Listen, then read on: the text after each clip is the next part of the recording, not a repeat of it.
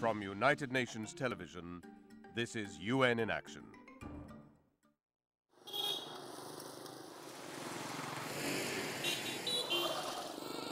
Phnom Penh, the bustling, noisy capital of Cambodia.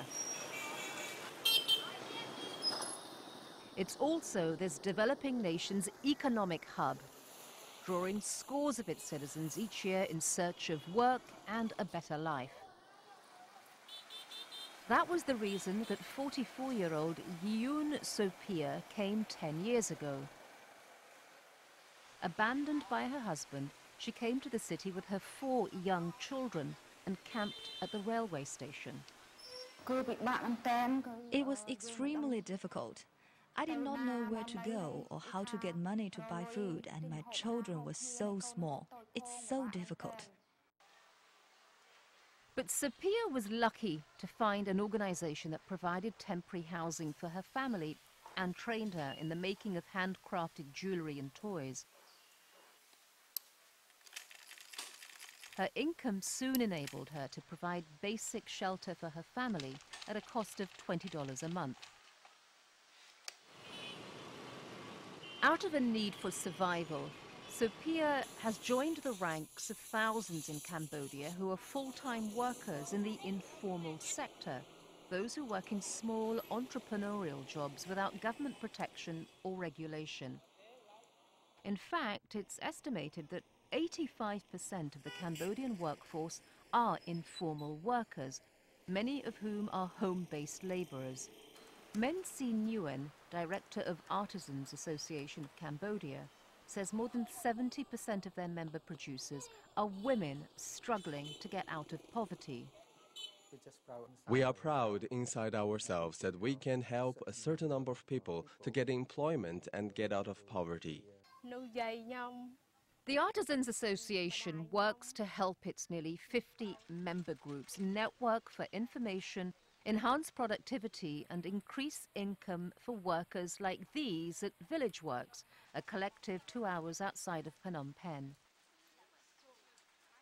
Many home-based women workers in Cambodia and throughout Southeast Asia have flexible work arrangements, but they are often the sole providers of family income and without a safety net can find themselves at risk in crisis, says Jean Dicuna of the UN Development Fund for Women, UNIFEM. So there's a lack of legal protection, social protections, a lack of collective bargaining mechanisms. They are subject to sexual abuse, to physical abuse.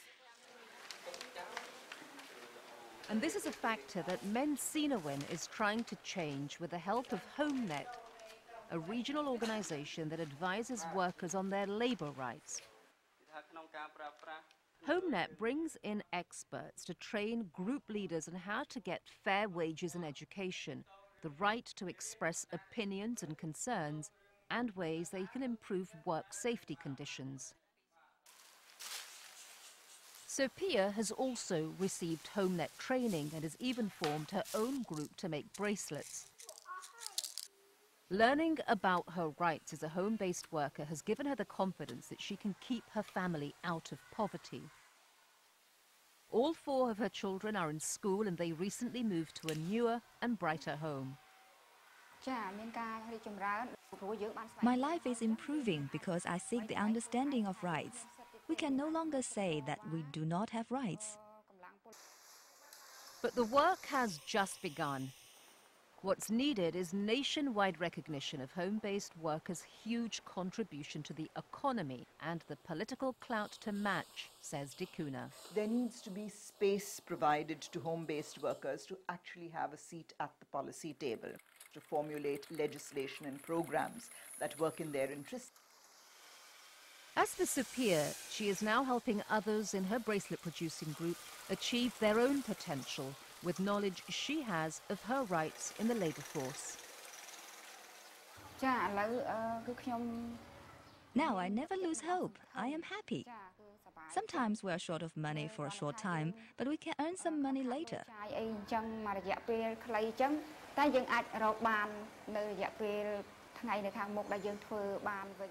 We're not short of ideas like before.